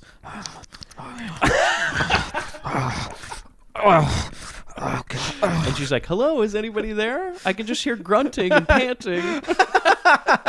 And a weird slapping sound. Tell that cameraman to zoom again. Have you guys ever seen those tapes? There's videos on YouTube of people calling into C-SPAN. Really? Where they don't... I guess they maybe have call screeners, but you can call live into C-SPAN during shows, and some of the calls that they get are absolutely insane. Yeah. I've heard this. I really recommend looking it up. Yeah. But I can only imagine the calls that would come into this show. Like, they just must be amazing. They have to be. They have to be. How bored can you be? I think this is before Howard Stern, so hopefully you wouldn't get any of that Baba Booey stuff. Yeah. But I feel like that would be a common occurrence. A couple hours, your fridge running. Ba, ba, ba. So we go back to this. Okay, this is what we find out. Like, I guess, so Spiro is a gay man. And they explain this because she said, like, the mom says something to him. She's like, oh, well, we didn't know you were gay. It didn't say that in the ad. And he goes, I wrote I was Greek. Oh. Doesn't that explain itself? Oh. And I write, Oh, man. I don't get it. Was there a time in the 80s that all people were going around being like, what are you, some sort of Greek? Like, I don't get it. Like, that's an insult. Like, if you were Greek, you were gay or something? I don't know. There is a little joke in that movie, The Birdcage, the Robin Williams one, where they are pouring soup into the bowl and they get to the bottom of the bowl and there's Greek boys, quote unquote, playing leapfrog. Ha ha ha. So at some point, man, this is just before my time. I guess. Apparently, if you are from Greece, you are. Well, it has to do with, I guess, the. You're right. I guess it goes back to historical times. Yeah, the old holes a hole times. Yeah. Yeah. Wow. So apparently, this is the worst thing in the world. And Spiro, so he gives them drinks. Well, okay, so he leaves to go give that actress, the quote actress in the hot tub, some drinks, which is now like filled with smoke. Yeah. Mm-hmm. And like you were saying, Randall, this is the time where you don't really know what's going on because he says like, oh, is there time for a quickie? And he gets in and he says there's slime all over the place. But then he gets kind of turned on and he's like, oh, it must be some sort of sexual lubricant. And I write, Yeah. so this is like a hot tub full of KY jelly or something. Can you imagine jumping into that? I mean, again, the report for that Child Protective Services. Hot tub filled with Astroglide. So he's not weirded out by this, but he like walks towards the lady, and then she is actually the monster, and it kills him. Yeah. And then we go to Stanley and the mom, and she's like, oh, well, I guess we're not going to swing because Spiro is a gay man. And Stanley says, quote, well, I will just have to explain, Spiro, how the facts of life. And this is what I wrote. I don't understand how can you be a swinger and not be okay with another man naked near you. Like, right. It seems like it's just kind of part of the I mean, it's thing. part. I think, yeah, you're right. It's part of the job. It's all part of the job. You're gonna feel some of those guys' elbows against your elbows. I mean, at some point, your skin's gonna touch another man. At some point, It's gonna be hip to hip at one point. You know, like this is the one guy in an orgy who's screaming about like, "Don't touch me! Don't look at me!" It's like, guy, I don't think this is for you, man. So they go into this is nothing how I dreamed of it. So they go into the hot tub room, and they see the couple's gone, but apparently they've left a bunch of slime behind. Oh, God. And this is, hey, guess what, guys? It's the 80s. Because Stanley says, what the hell did that homo do to the jacuzzi? Right. And I write, well, at least he didn't say the F word. And I don't mean fuck. Right. Because, thank gosh. So then the monster appears and kills the parrot. And the boy, he yells from the bunker and then calls the police again, but they don't believe him. But the way he gets out of this bunker is he apparently just finds some C4 laying around. It's casually lying around, and he knows exactly how to detonate it, which is the best thing ever. Yeah. We keep hearing like voiceovers of the grandpa in his head. Like these are the things he'll hear as he sits upon that tower over, this is like over at Hamburger Hill. Yeah, this is what this boy's gonna hear as he picks off people one by one in the new DC sniper case. Like this He's just gonna be muttering to himself, just taking care of business. Like if this kid isn't a future school shooter, I don't know who is. Like he's been trained from a young age. He detonates that door with C4, and Diane Franklin and OD come home from their date. And OD's car is quite amazing. Yeah. It's, I mean, what would you say? It's like some sort of convertible. It is like something out of like a, oh god, it's like a convertible with like a White Snake album cover I was gonna painted say on it's the like front of it's it. literally something out of a White Snake video. What's that? Oh, like in Pee-wee's Big Adventure, the music video of the the Twisted Sister one. Yeah. Basically, they walk into this house. And the kid runs up with his assault weapon, and he's like, "Oh my God, there's a monster! And it killed our parents, and it killed the grandpa." And the Diane Franklin's like, "Would you shut the hell up?" Like, Barrett, go to bed. And so he like basically he takes him into the hot tub room, and then the kid just starts opening fire on the water. So we learned that those guns are definitely loaded. Yeah. And they let the kid just run around with loaded weapons. Do you think I would want to hear more like voiceover from the grandpa? Just like, always aim for the head, son. So Diana and the boy, Sherman, they go into the parents' room, and like now the monster is in the room. Yeah, they're all in the bed like Brady Bunch style. Or dare I say Jackson 5 style. Either way. So like the monster has them all like puppeted up, their heads all next to each other, like you said, Brady Bunch style. And then so they're like, "Oh, is everything okay in here? Also, this is disgusting, and we should probably shut the door and leave because we've just walked into our parents in a bed with other people." Yeah. And then the grandpa makes a little appearance. Because the girl asks, "Well, where's Grandpa?" And he pops up, taking care of business. And Diane Franklin's the only person in this whole movie that's like disgusted by this. She's like, "That's fucked up." Like, you know what the mom says though? You do what you do, we'll do what we do. Where do you think it came from, honey? So this is like a real elves situation. Oh going yeah, on here, you know. You do what you do, I'll do what I do. Dan, I didn't know you were on this show. Good old Grizzly Adams. I'd like to see Dan Haggerty hunt this monster down. That'd be amazing. With his soft talk, he could calm him down. You know, he might put him to sleep. Yeah. They go back, and the monster comes out of the water at the boy, and then they start shooting him. And then the monster like gets out. By the way, so the boys start shooting that monster, and it's like getting out of the pool, and they're all running down a hallway, and the boy's still firing while his sister and her boyfriend are running at him. Yeah. And there's a part where OD is like, "Hey, don't shoot me," and he's like aiming right at him. It's like, yeah, oh kid. yeah. He's like strafing around him. Yeah, he's not shooting straight either. He's like, like spray and pray, buddy. Pray it. The monster's like about to attack OD, but he doesn't because he's wearing like his Rob Halford outfit. Yeah, so OD dresses in like a bunch of leather and spikes and all sorts of things because he's like apparently a real metal guy. Not like any metalhead I've ever seen in person. They can let the Wasp glam era. You're right. He was wearing a Wasp shirt the whole time. Yeah. Mm-hmm.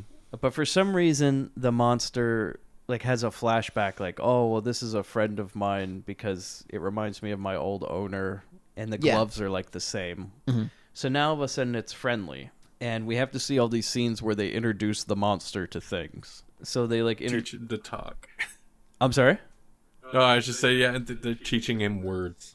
Yeah, when they're like, my name is OD. Yeah, this movie devolves into something completely different. Like, Yeah, all of a sudden, it's like the never-ending story. We're making friends with a new magical creature. It's kind of like the never-ending story. It's like, Jesus Christ, what's fucking going on? Yeah, it's just changed from being a horror movie. First into we were being running like, and screaming and dying, and now I see where the kids movie aspect of Yeah, this see? director's career comes in. yeah. Because he's like, no. Then they're going to make friends with it. You just see the producer getting the cut of the movie and be like, what the fuck am I watching? I tell you, make a monster picture. Now you've made it into a pet? Like, what? Yeah, we see him like introduce him to food, try to teach him words, show him music. They try to teach him words that he just barfs on the kid's face. That was kind of funny. But then they show him TV, and him, like every other man in this world, loves Medusa. Yeah. And I write again, apparently, like, she's the only fucking show on TV. They got this satellite dish, and the only thing they get is public access Medusa. It keeps switching around. That's all we see. Yeah. Right? Like, how much are they paying for the service? They're getting fucking ripped.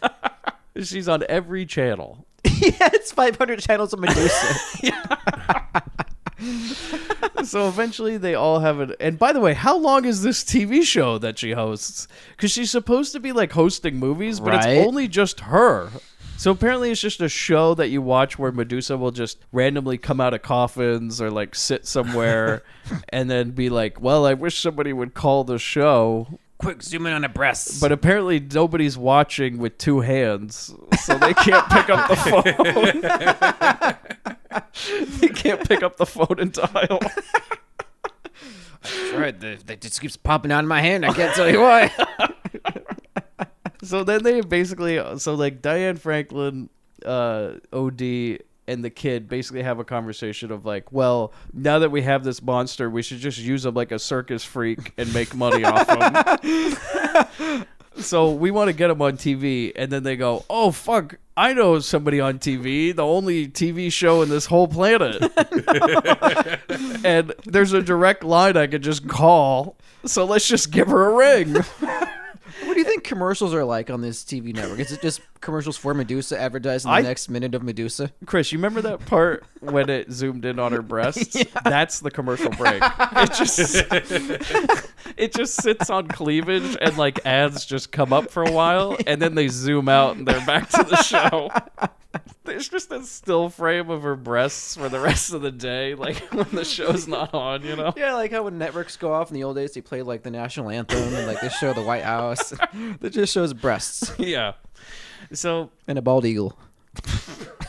So apparently, like, oh, they go, okay, well, let's call Medusa. And the show has ended, by the way. So finally, after like her 9-hour shift on the air, the show has ended.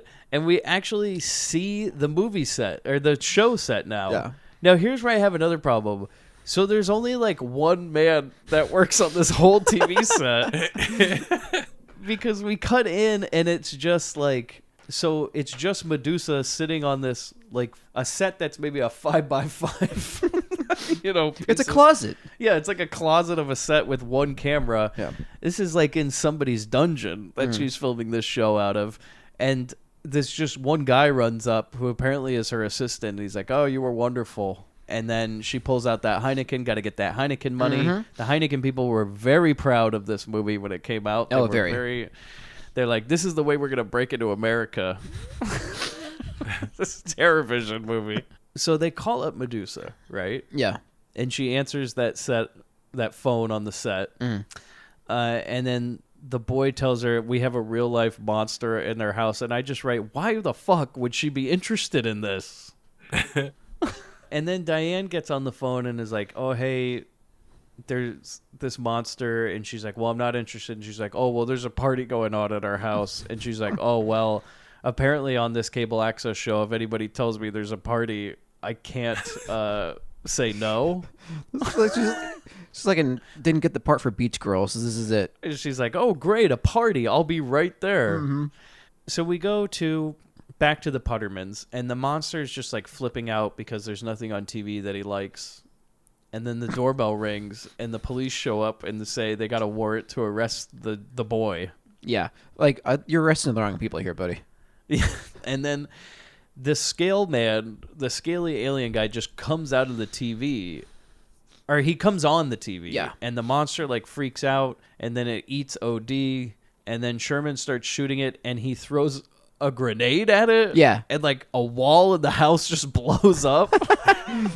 Do you imagine at some points that the kid and the grandpa just playing war around the house? How many walls have gone up and down? Yeah, you want to know why everything looks like a McDonald's, because they constantly have to replace this shit. They need like breakaway walls. It's like a Lego house. Like a Lego house. Basically, like the cop's left alone. It eats the cop. The boy and Diane get guns, and they're like looking for the monster, destroying every TV in the house. And then basically it boils down to like the monster's in the hot tub watching TV. Sherman and Diane like sneak up on him, and then like Sherman trips. Yeah, it's funny because he's walking on the slime trail and very diligently making sure he's in that slime trail to slip around, and he falls. And then he falls, and the monster looks over at him. Yeah. And then it's me, monster. Remember? It's me, Sherman. And then this ends with like Diane just throwing that remote in the tub and electrocutes the monster. Yeah. And then the scaly man alien appears out of the TV in their living room, and he says, "Hi, Earth children, don't be afraid. I'm here to save you." Where was this guy all along? Why didn't he just come immediately? Just come in the first place. Yeah. But apparently he just says like, "Oh, well, that monster is just like a house cat or a dog, but if they mutate, they need to be destroyed." And I was like, "What is this, like a fucking mogwai or something?" Yeah. Like you feed it after midnight and it becomes some sort of gremlin creature. Yeah.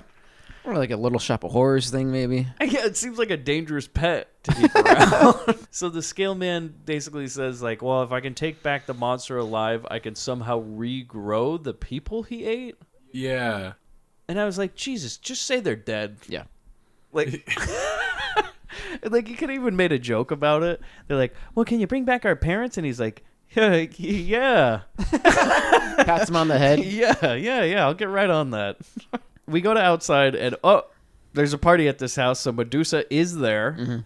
It'd be great if they showed her doing like a real bump of coke right before she came in, getting ready. Oh yeah, Medusa's got to be, doing lines and lines of coke. This lady. Yeah. And this is when we realize, like you guys said in the beginning, I don't think that wig ever comes off because she still has those rubber snakes. It's still on. on. Well, she's staying in character. She's making an appearance. You know, she got invited to a party as Medusa. You're right. So yeah, she just comes over without the wig. They're like, "Well, who are you?" Yeah. Oh no, Chris, they would notice because they weren't looking at the snakes. You know that. So she walks into the house. Okay, so this scene is very confusing. The kids are like talking to the spaceman, and then Medusa just walks into the house and just hits the spaceman in his helmet. Yeah. And his head just explodes. Yeah. And they're like, "Well, what the hell were you doing?" And she's just like, "I was just trying to save you." Like, I guess maybe in 1986 in LA, they got this big problem with child molesters going around in spacesuits trying to rape children or something. Like, well, because the alien man was holding his alien blaster towards them, and they put their guns down, and he goes, "Okay, very well, then follow me." Yeah, and for some reason, he told them to put their guns down.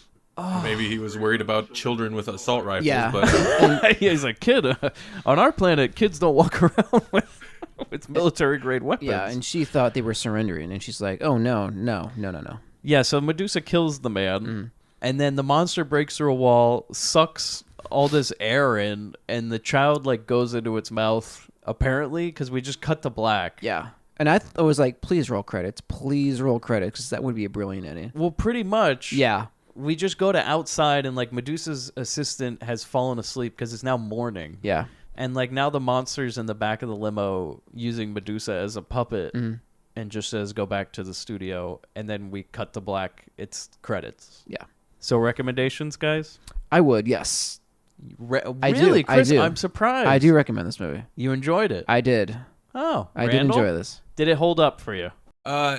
It's part before the monster movie aspect really kicks in. It's difficult to deal with because it's nothing but cheese and camp. Yeah. But once the monster stuff kicks in and just the the low grade, the miniatures at the beginning, and the fact that it looks like a plastic cartoon set, and I'm talking about the house. Yeah, it's fun. It's cheesy, but I would recommend it. I loved the production value of it. As low as it was, that's what I loved about it. Yeah, it's there's nothing like it. Yeah. It's a weird movie, and it's kind of like 3 movies in one. Yeah. It starts out as being some bizarre, like, family, and then it devolves into a monster movie, and then it becomes like we're going to keep him as a E.T.-style pet, and then it just kind of ends all of a sudden. Yeah. Yeah, I'd say I recommend it. And also, you can watch it on Amazon, and also somebody has uploaded the entire movie to YouTube, which apparently they have not removed yet. In Blu-ray form. Yeah, so the quality is very good. Yeah. Not that we would ever recommend watching a movie illegally. Please go give your money to Shout Factory, whoever has released this on the Blu-ray set. Keep these companies reproducing or re-releasing these movies. Yeah, Keep them fucking. That's what I meant to say. No, so that way we can have more movies to cover that we can hear about, and get these re-releases, and we have more information from the commentary, the special features. That's what we love. Yeah. So yeah. Thanks for bringing this to us, Randall. Yeah, this is great. Well, good. I'm glad you guys enjoyed it. But do you guys hear that sound? Ooh, yeah, I do. Randall, do you hear that sound? I do. Oh. Chris? If this is the first time you are hearing this program, we always harken back to the first episode we ever covered, 1977's The Van, starring Stuart Goetz and Danny DeVito, in which Stuart Goetz, a kid named Bobby, orange hair, ginger little shit, gets a big... Sorry. Ginger little shit. Gets a big, garish yellow van on a car washman's salary, no less, with the intent on luring, ravaging, and just plain out raping women in the back of it with the help of his boss and scheming schemester, Danny DeVito, also known as Andy. We always wonder, how would these two fit into the movies we cover? And this time, Mike, what do you think? Well, Randall, you're the guest. Oh, you get first crack. Why don't we let you get first crack at how Bobby and DeVito would fit in the world of TerrorVision? All right. Well, there's a couple ways I think they could get introduced into this movie. I'm gonna say there's an outtake where we follow the parents to whatever bar it was they went to meet these swinger couples, and they actually replied. They actually were setting up a meeting with another ad in these classifieds. But when they got there and seen it was two guys, the husband got upset and they went with this other couple. Yeah, the plan was he's like, all right, Bobby, there's going to be a man involved. And what we're going to do is get the chloroform out, get the man passed out, and we'll have his way with his wife. We'll have our way with the wife. Sounds good. And you know what, Bobby? The best part is we could just bring the van in the parking lot. We don't even have to leave. We could just lure her into your van with the smell of toast and the TV, the glow of the TV, and that jug of wine. I was just thinking though, like the lure of the smell of toast. Do you think people go into that van and think like they're having a stroke or something? I'm smelling toast. Am I having a stroke? Oh no, that's just my toaster here in the van. Chris, what do you think? Here I say there's a scene where after when Medusa's pulling up, there's time has elapsed and there's a struggle. Well, she parks right behind the van, this big yellow van, and there's always this throwdown going. And what we don't see, a director's cut, is as the monster is getting ready to eat all 3 of them, a head pops out and it's this big, poofy orange poof of hair that comes out of him, and it doesn't really say much, but all of a sudden the monster reaches for a jug of wine and just puts it in the head of this orange bushy hair, and it sinks itself back in, and that's our little glimpse. Wouldn't it be amazing if the movie ended with the monster riding out the straight arrow? Like you hear, and the monster's just driving it. And he's got DeVito and Bobby rigged up like puppets in the 2 front seats. That would be amazing. Going around luring women into the van. Yeah. Well, I think that mine's a little more simple. I think that that Medusa show, as we know, this show takes place in Los Angeles, and Bobby and DeVito live in Los Angeles. Here we go. And boy, their favorite TV show has to be the Medusa Horror Hour. And I think that what we didn't see were a lot of phone calls that happen where Bobby calls up that show on a regular basis and just sends things like, "Hey, are you in the vans?" She's like, "Can you please stop calling the show?" "Hey, do you like joints? You want to share a joint in the back?" And I feel like that straight arrow might idle outside that studio. You into studs? Yeah, I could see DeVito and Bobby try to track down where that Medusa show is filmed. Yeah. And, all right, Bobby, when she walks out of there, Grab her by the snakes. don't look her in the eyes, though. turn to stone. You turn to stone, Bobby. And I don't mean it's just gonna get hard down below. Yeah. I mean your whole body's gonna turn to stone. Yeah. Let's call it WWBD, guys. What do you think would happen if Charles Bronson encountered the monster or the situation in this movie? I would see him. I hear there's a noise complaint going on here, and he's already unbuckling his pants. And all we see is from the outside of the house the sound of a zipper and his pants falling, and the door closes. Roll credits. I heard there was a rape in there. Yeah. That's at least my version of it. I could see the kid calling the station and Bronson taking the call, and he goes, "You say a monster, huh?" Man, let me ask you a question, kid. What color is it? I don't know. It says some sort of green slimes. A green, black, what? Green Lock the door, kid. I'll be right there. You said it raped your sister? No, I'm sorry, sir. What? I'll be right there. Yeah, I hear shots fired. Shots fired. No one's shooting guns over. Shots fired. I hear him. What if they answered that swinger ad and one of the swingers was Bronson? I can see him also having a problem with a man being involved. Like his wife or girlfriend at the time was trying to talk him into it. She's like, "I think you're really gonna like this, Charles."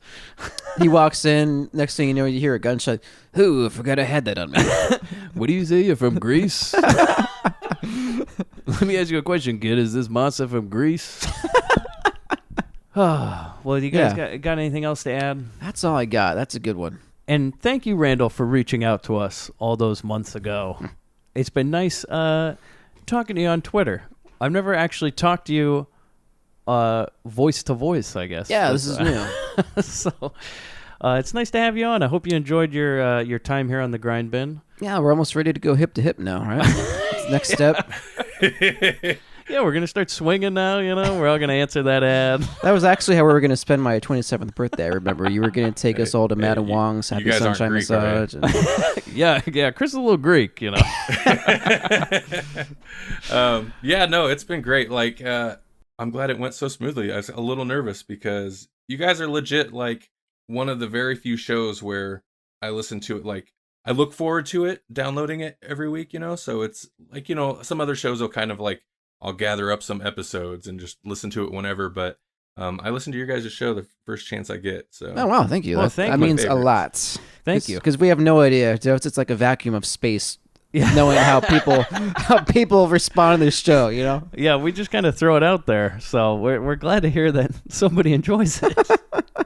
We are literally just two guys in a room. So we're not this. We're just two guys. Going hip to hip. We're just two guys every week going hip to hip over here. I'm gonna put that on our artwork now. Grindbin, Mike going to Gristman, hip to hip. So, if for whatever reason you want to get in touch with us, grindhousefilm.com at what is it? At Grindpod at Twitter. Yeah, Grindpod on Twitter. At Grindpod at Twitter. That's. Is there an at Twitter? Like maybe that's like gotta be, right? Twitter helpline. I don't know. Yeah, there's got to be like an at Twitter, right? Yeah. I know almost every company has their own, but I wonder if Twitter has their own. It would be almost too meta, to have their.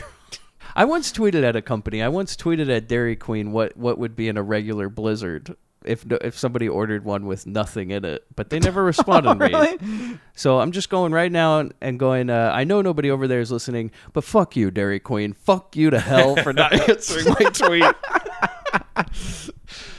I'll tell. I'm sidetracking your thing, but I'll tell you what. If you have beef with a company or like a customer service issue, if you take to Twitter Oh yeah. They will resolve that shit real quick. Oh yeah. Yeah. I should have definitely. I should have done that Definitely. when Lowe's told me I was going to get a fridge in 2 days, and it was actually 3 weeks. And I wanted to raise fucking hell with those people. Yeah, go to Twitter. That's public, and people can see it. So they take care of that real quick. A lot of companies. Better than Consumer Reports. It's my only Yelp review. If you're to look me up online, I only have 1 Yelp review, and it's a 1-star against Lowe's. Ouch. They're hurting from that one, I know. Yeah. I was like, this will show them. Fuck you, Lowe's. Feel the sting. I'll never shop there again until like 1 week later, and I'm like, well, I gotta go. Gotta go back. Gotta get a light bulb. Yeah, I gotta get a light bulb, and I can't find one anywhere. And you know what? Hey, we keep saying it. French. Hey, les bin. Les fuck. The hundreds of you people that listen in France, I'll tell you right now, the first person to email me from France, the first person, we'll blind watch your movie. Yeah. And we'll put it on the show. Yeah. I don't even care if it's in French. Yeah. I won't even watch it with subtitles. I'll try and figure out what the fuck they're saying. I will take you out to a fine French cuisine at Epcot. Yeah, you know what? Chris is he's going to France on tour. He'll take you to a French restaurant. I actually am. I'm actually going to be in France June 8th at the Hellfest with Aerosmith and all those guys. So, this is your chance, France. Hold on. Say it touch. how they can understand it. He'll be at Les Festival with Les Aerosmith. Yeah. Where I will get now Les Killed.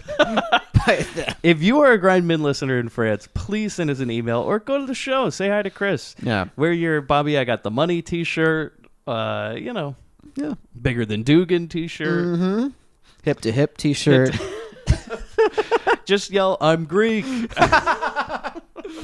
Yeah, I'm waiting to hear from France. Our second largest listening base is in France. There are hundreds of people that listen in France to the show. And also quite a few people that listen from Quebec in Canada. So I'm wondering, like... French districts. I don't understand what it is with Les Bin in the French, but it's an interesting dynamic here. You know what? I think I figured it out.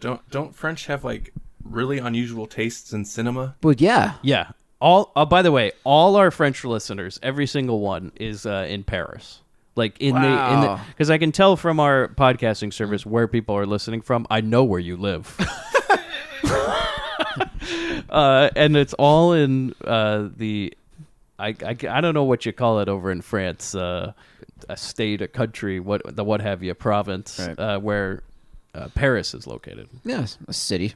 Yeah, City of Lights. You know. The City of Lights. Yes. In America, we have thousands of listeners, but I want a fucking French listener to contact us. I want to be romanced by Frenchmen, please. So yeah, that's about it. If you want to subscribe to this show on iTunes, I don't know why you would, but go for it. Yeah. You can also rate and review it. We've been getting more reviews lately, but nobody sent in their requests. Yeah. But thank you for the reviews anyways, and thank you for the nice write-ups. We really appreciate the kind words that all you people have about our little show here. Yeah, and if you'll be so kind as to hit that purple rectangular subscribe button in iTunes, and I'm not sure what the fuck it is in Google Play, but go ahead and hit that too. That would be much appreciated.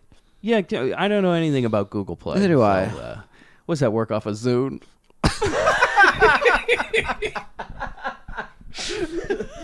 Zune Pod. Oh, there goes our Google Play audience. Zune Pod. Bobby, we're taking care of business. Hey, Bobby, I got the money. Yeah, I made the tea. But you're a hooker. Get that goddamn thing out of your mouth. Spooky ain't got no real culture. Hello, Mr. Man.